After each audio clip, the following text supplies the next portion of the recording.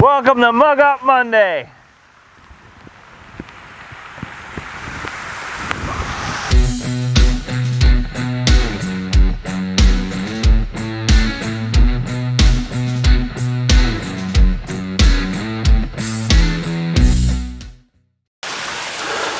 Welcome back to another episode of Mug Up Monday. This one, it's a wet one. I've taken a little bit of refuge inside this little natural cave off of a little brook here, so we'll be able to get a little dry. I'm going to get the jet ball going. We'll get a cup of tea on the go. I got a few interesting topics to talk about today. So thanks for coming by, and we'll get started.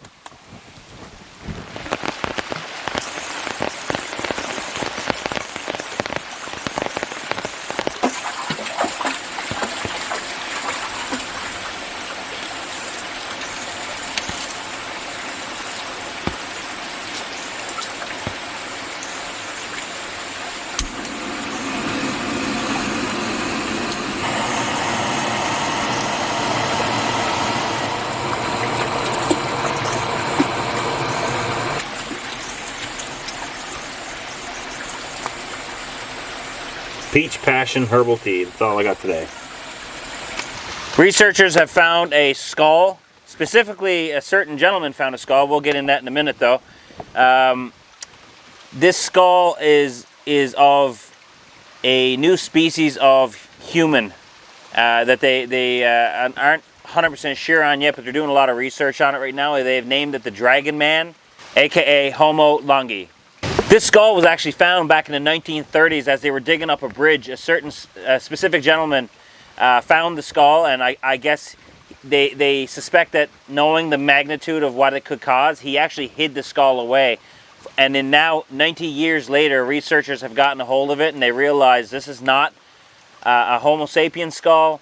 It is not a Neanderthal skull. It is something they haven't seen before, and this is now changing their idea of how evolution of man has happened, and whether or not we are all part Neanderthal and Homo sapien, or if some of us have this Homo longi genetic variant, which is pretty interesting because scientists for a long time thought they had our genetic coding down for the most part, but now they're actually showing that they probably don't know as much as they thought. The Homo longi Dragon Man skull was elongated and had a very pronounced brow line, more so than any other specimen they found before, which is leading researchers and scientists to believe that it is a different species of human. I'd like to give a special thanks to my son, who lent me his Ninja Turtle umbrella, which is attached to the stand, which you can't see right now, just so I can do this film today in the rain. So on to our next subject, which is going to be this pup right here. Seeing that she's being real sooky and she wants to be in my face right now, so we'll talk about her first. This breed right here is a Labrador Husky. Not a Labrador and a Husky mix, it's a Labrador Husky, which is a very rare breed. She's not a purebred because we're not sure exactly how much of the Labrador Husky is in her. However, she is mostly Labrador Husky. You can't really tell right now because I cut her hair down and I did a horrible job on it, but she's still a good girl and beautiful. You're still good looking. You're still beautiful. These dogs are known to be intelligent, extremely friendly, like almost overly friendly, in your face all the time friendly, confident. They love going on adventures. They love being outdoors. They love the cold. They fare okay in warmer weather, but not as good as they do in the cold, that's for sure. There's also a lot of stories amongst the Inuit where they would use this type of dog as a companion when they would have a small child, and this dog would actually stay close to the child and help keep the child warm at night and things like that. So, really good breed of dog, super friendly, hard workers, intelligent, but can also be very stubborn at times. The Thule Inuit people developed along the Alaskan coastline in 200 BC.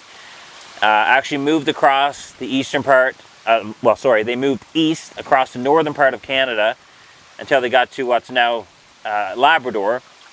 And they brought with them traditional Huskies, Malamutes, and they bred those Huskies with wolves, and some say coyotes, and developed the dog that you have today here.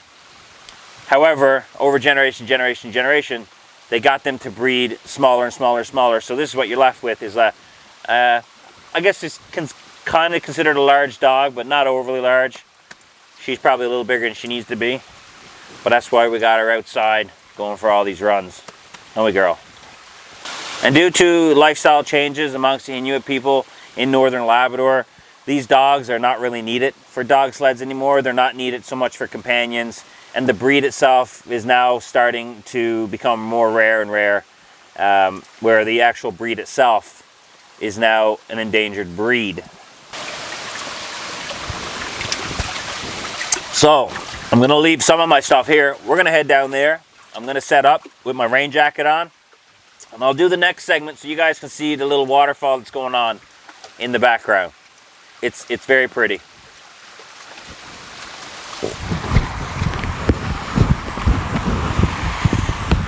Our next topic is going to be on a caterpillar called the Labrador Husky, also known as the gypsy moth. Back in the 1800s, there was a man by the name of, this guy decided he wanted to go ahead and create the silk industry here in North America. So he started to breed moths outside of his home, and he was unsuccessful because most of them contracted some kind of viral disease and they died off. So that's when he heard about the Labrador Husky, aka the gypsy moth. He decided to import a whole bunch of these because they were very resistant to disease, and it was hard for the native birds around to detect them and to eat them. However, a bunch of them got away from him, and the outbreak started. It took off, and then people in his hometown, they first started to complain about the massive amounts of silk in the trees and the caterpillars that were hanging from them. And now we deal with over 17,000 acres destroyed in Canada, and billions of dollars between the United States and Canada in controlling this specific invasive species.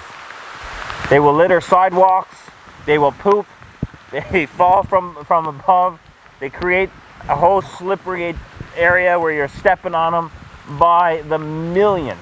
And the most important thing is to remember, if it don't belong there, don't put it there.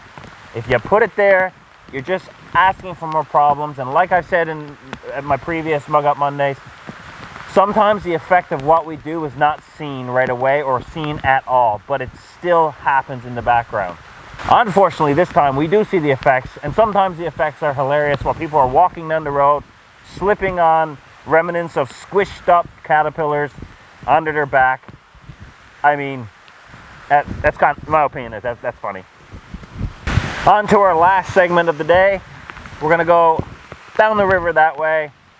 It's just a nice spin. It's a beautiful scenery. I'll take you along. I'm already kind of pretty much soaking wet here, so you might as well. My next segment is on the beautiful reticulated python. Look at this creature. This beautiful python was born in Fountain Valley Zoo in California. The python that was named My Love has two genes that was passed down to it, the Motley gene and the Golden Child gene. These genes are why this python is able to glimmer or glisten and refract the colors from natural sunlight into this beautiful, beautiful rainbow pattern.